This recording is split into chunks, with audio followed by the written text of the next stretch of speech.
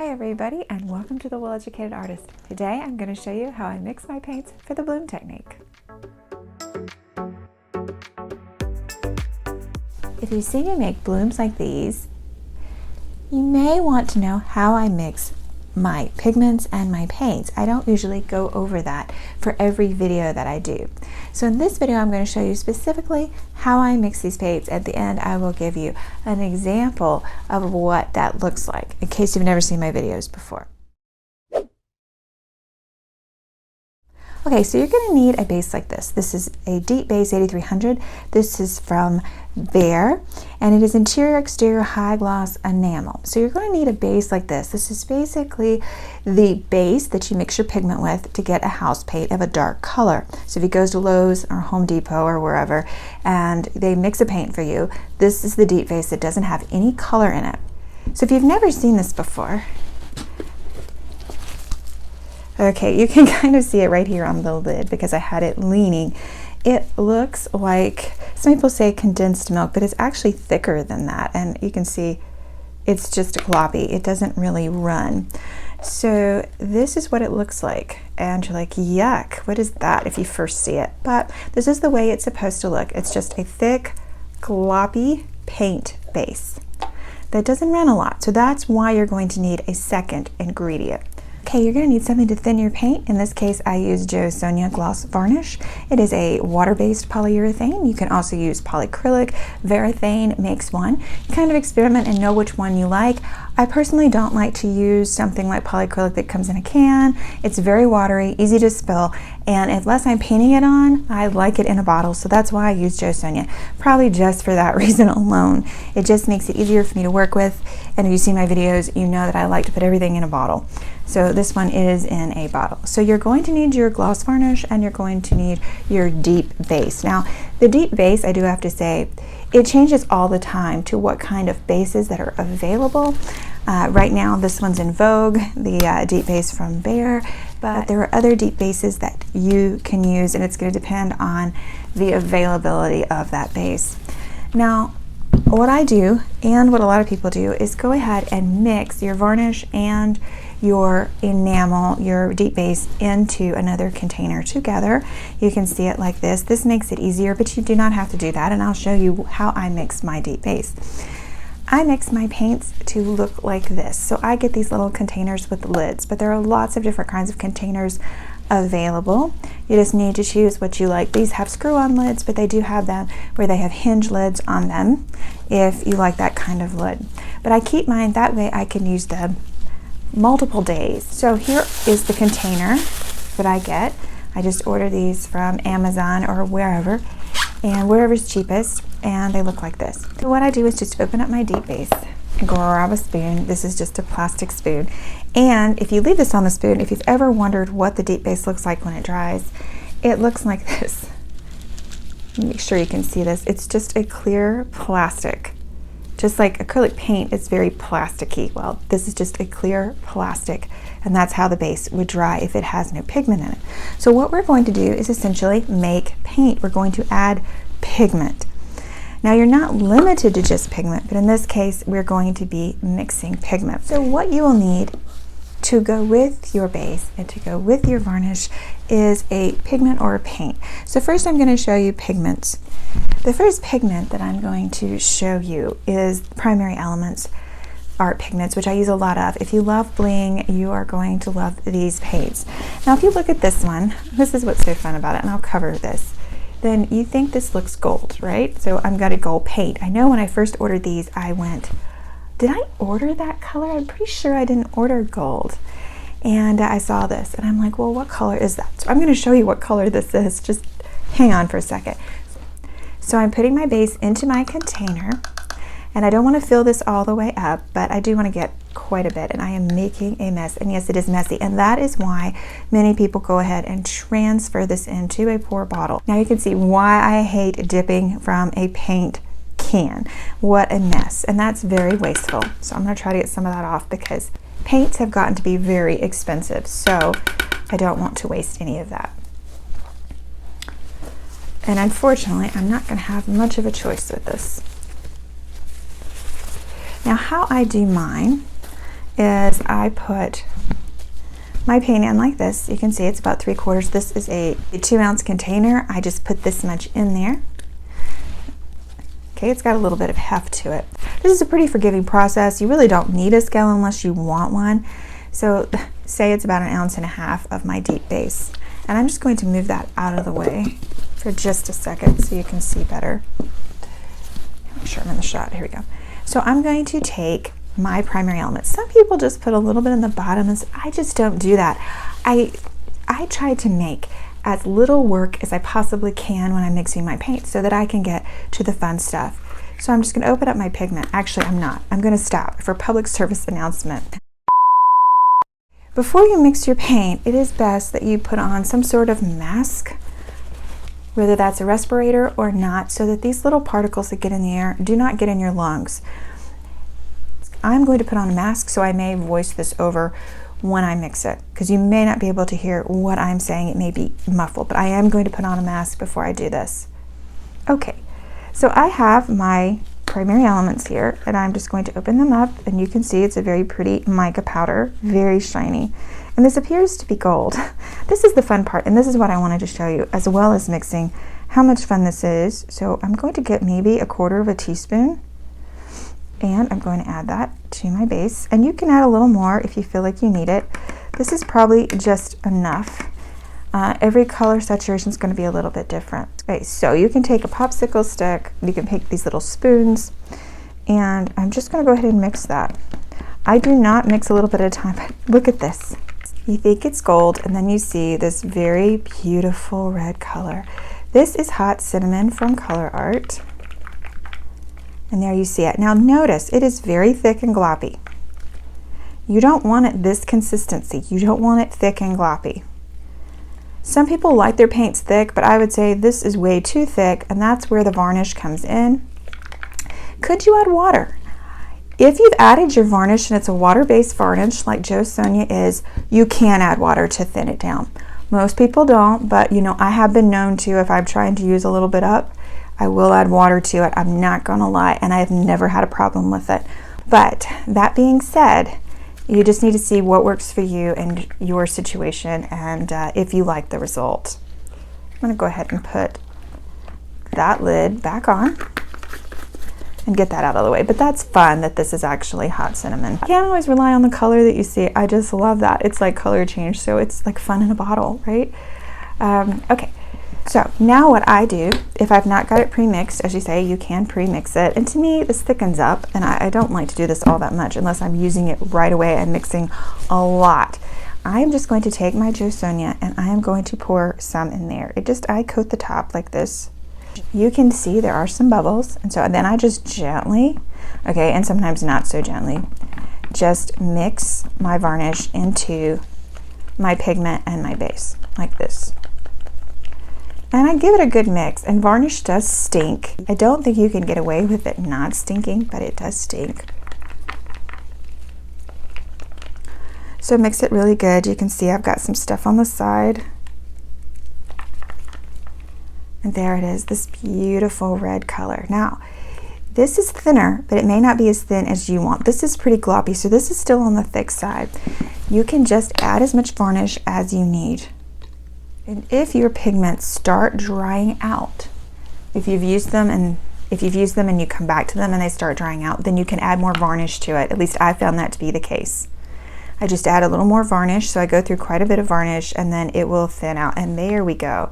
That's looking a little bit about what I like. That's still a little thick. I've got a lot of base in this one. I've mixed up an entire canister, which using red can last quite a while. So maybe just a tiny bit more. I know the consistency I like, so, and I tend to get the consistency I like more with paint, and I can show you how I mix my paints as well. So after my varnish, that's about right for me personally. Some people like them thinner, some people like them thicker, but it needs to come off. It really should come off of your stick. It does work better. Okay, so there we are. Kind of a mound on a mound. So that is my red. If you're wanting to mix paint, check that out. A lot of noise, right? If you want to mix paints, it's pretty much the same thing. They just mix a little bit differently, and I'll show you how much paint that I use. Okay, so I'm going to be using Liquitex Basics Turquoise Blue, and yes, you can use regular paint if you don't have the pretty shinies. I call them the pretty shinies. I love them, but you can just use a very little bit of paint. It's the same exact procedure, but what I'm going to do is just use what's mixed in the bottle, and I am going to still have to add to it, but this one already has some varnish, so look at the difference and how that flows. There's a lot more flow to it when you've pre-mixed it and you don't have any of that mess, and so that is why a lot of people go ahead and pre-mix that and get that step out of the way. It takes very little paint, so I'm going to show you how much paint.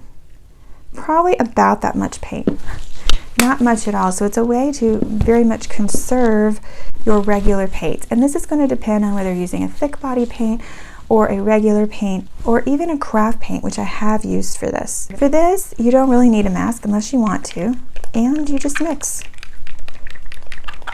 And that was plenty of paint. So I'm just going to give it a really good stir. The paint is fairly easy to do once you've got your base and your varnish mixed together. It's much easier. It's a much quicker process. Now, you can see it's still fairly thick, but it is coming off, okay? So this is on the thicker side, and some people are okay with that. I need to thin it down a little bit. You can see I usually just cover the top. You can see how much I put in there, but this already had some varnish, and then I'm just gonna mix it. And then I'm just gonna check my stick.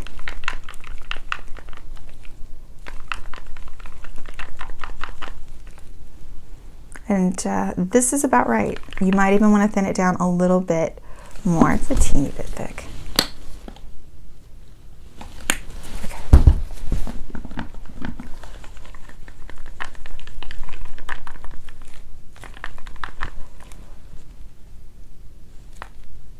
Okay, there we are. This is how I like it. And so I'm finished doing my turquoise blue paint. Okay, so there's my paint. And there's my pigment. I just wanted you to see how many paints and pigments that I keep. This is 35 or 40 bottles. They're very dirty, so you're kind of seeing behind the curtain here. But I have a lot of them that I keep to paint with so that I have a pretty good palette of colors. I don't know why I always end up with purple, but for some reason I still end up with purple blooms. I don't know. Anyway, so here's the fun part. I'm going to do a quick demonstration, and we're going to be using the colors that I mixed, the turquoise blue from Liquitex and the hot cinnamon, so this ought to be fun. I'm also going to add another paint and a pigment. I'm going to add this, which is a paint. It is a mix of Prussian blue, a little bit of a gold pigment, so yes, you can mix your pigments and your paints, and I believe a little bit of violet. If things get too thick, this is what I'm saying, you can take your varnish and just add a little bit more varnish to it. You usually don't need very much, and that's going to thin down your paints. And as you see, paints have a different consistency. Okay, so that's going to thin it down. Same thing with your pigments. This is Abalone Shell. This is from the Bling It line from ColourArte, and you can just mix that up. If you watch me, you know that Abalone Shell is one of my favorites. So I'm just going to thin her down a little bit because she's been hanging out and hasn't been used as much. I've been doing other things over the holidays and haven't been painting as much. So they've sat around. So there we go. This is Wine and Roses. That is a gorgeous color. You thought I wasn't going to use purple, but I already had red and blue, which can make purple. So hey, I'm going to use some purple, really deep purple. So we got a crazy color combination here that we're going to use for this. So for my pillow paint today, I'm going to use Diamond Brite, also in a bottle, and just put a little bit down.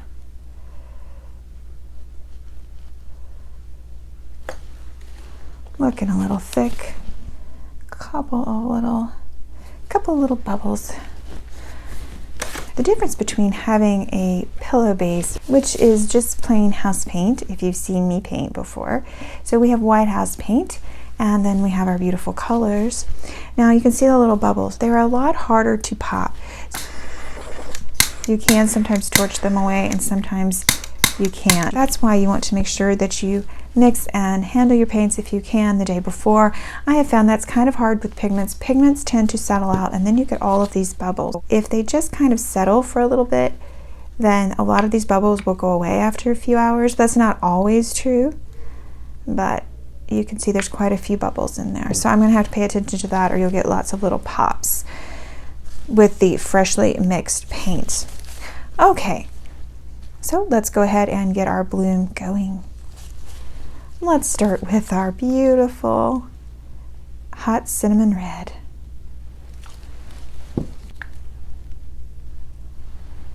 Then I've got my mix, my custom mix. And then I'm going to add my turquoise blue, which is very, very bubbly since it's just been mixed. And then my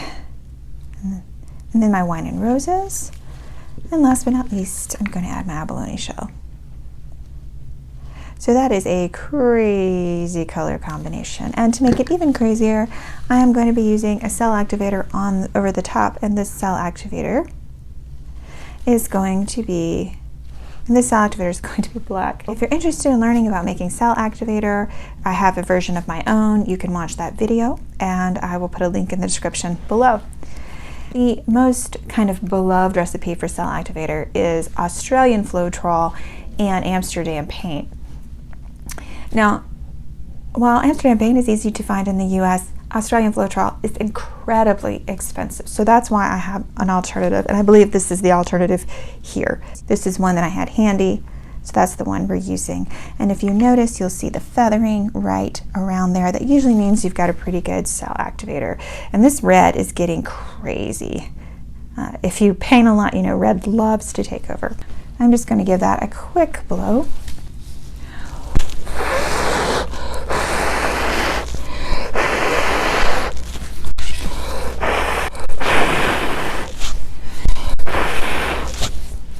And I don't know if you probably couldn't see that because my fat head was in the way and I have a lot of paint. So I'm just going to give that a second to develop, and then we'll give it a little spin. You could see the abalone shell making all that bling against the purple, against the wine and roses. What a crazy color combination, but how very beautiful it is. Okay, let's give that a spin.